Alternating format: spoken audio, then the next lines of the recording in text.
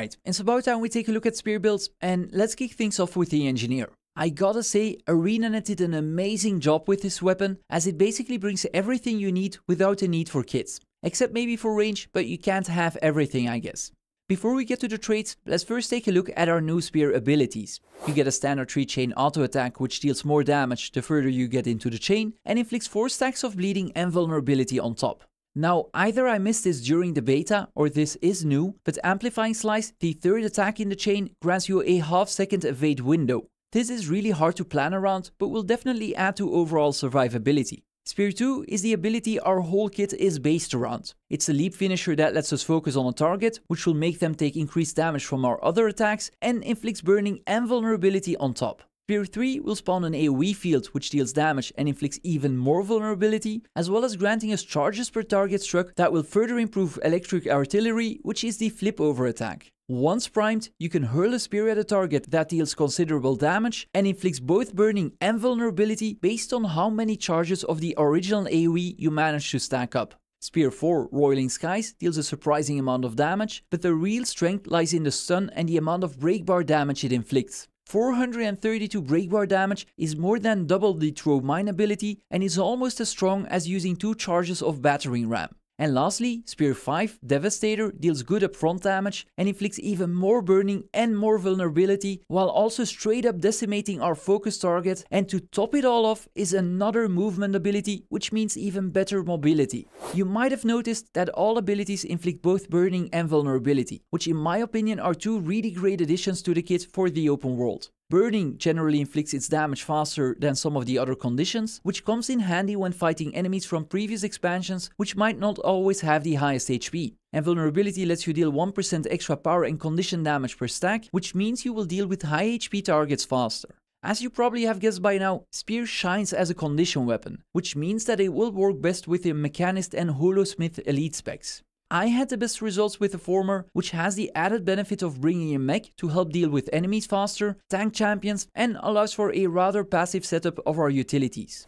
The trait lines we're gonna pick are Explosives, Firearms, and of course Mechanist. Explosives allows us to deal extra strike damage to enemies above 75% HP, to enemies with a lower health percentage than ourselves, as well as to enemies affected by vulnerability. Spear 3's electric artillery and Spear 5 are explosions, which will also heal you for about 4% of your overall HP thanks to the Grandmaster trait, and they will inflict even more vulnerability thanks to one of the minor traits. While we have relatively few missiles with this setup, I seem to be getting the best results with aim-assisted rocket. A case could be made for Blast Shield, which increases our HP and grants barrier when entering combat, as well as after every dodge roll. The second trait line, Firearms, increases the effectiveness of our bleeds as well as our critical hit chance against bleeding enemies. And it also allows us to inflict both bleeding and burning every time we land a critical hit. On top of that, it boosts our bleeding and burning duration, which happens to be 2 of our main damaging conditions. Normally, I would opt for chemical rounds for increased condition damage and duration, but since this is an open world build and we're relatively short on my generation, Sanguine Array came out ahead for me. Lastly, the Mechanist trait line gives us access to our big green friend who will not only tank for us, but will inflict even more bleeding and more burning. Whatever weapon you have equipped, whenever you use your 3 ability, your mech will fire a rocket fist that stuns, and thanks to the Firearms trait line also inflicts burning. Activating the AoE part of Spear 3 does not fire this rocket fist, but launching the flip over skill does, so make sure you always try to land electric artillery as soon as you can.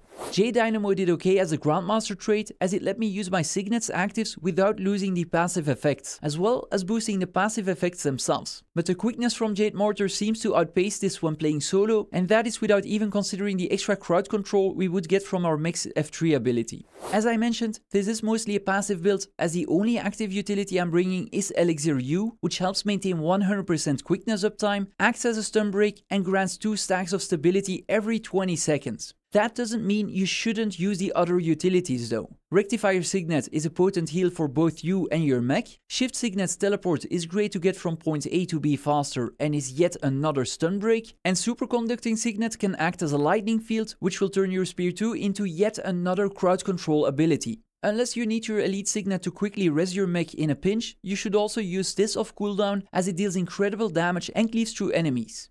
Experienced Mechanist will already know this, but if only your mech needs healing, you don't actually need to use your healing signet. Gliding despawns your mech, which will respawn with full health as soon as you land. You should use this to your advantage when fighting particularly challenging enemies, or when your mech has been standing in too many AoE fields without losing the ability to heal yourself later down the road. As for the stats, my preference goes towards Celestial gear with Runes of the Trapper. If you don't have a Celestial set just yet, you can take Vipers instead, which is about a 10% damage increase at the cost of boon duration and survivability. The lesser boon duration does mean that you won't have permanent quickness anymore, but you could solve that by potentially equipping some ritualist pieces as well.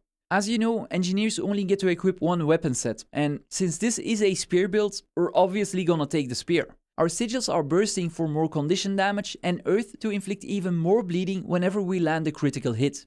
If you were to equip one of the engineer kits, a case could possibly be made for Sigil of Geomancy though. Since this setup already provides us with all of the survivability we need, I prefer taking Relic of the Fractal to further boost our DPS. I tried some of the newer relics, such as Relic of Rivers, which increases our overall survivability at the cost of some damage. I didn't feel I needed this extra survivability, so I prefer dealing with my enemies faster. The one glaring weakness of this build is the ability to condition cleanse, which some of the new enemies in the Janthe Wilds love to inflict. If you are struggling to deal with conditions, then Elixir C will allow you to convert up to 13 into boons every 20 seconds and should solve this problem for you. And that about covers it. Spear is probably the most fun I've had on my engineer, as all of the abilities feel really smooth to use, it brings a complete toolkit for different kinds of situations, and the extra mobility is a really welcome addition to any open world build in my opinion. I will be testing out more spear builds on stream this week, so feel free to drop by and let me know which one you want to see covered next.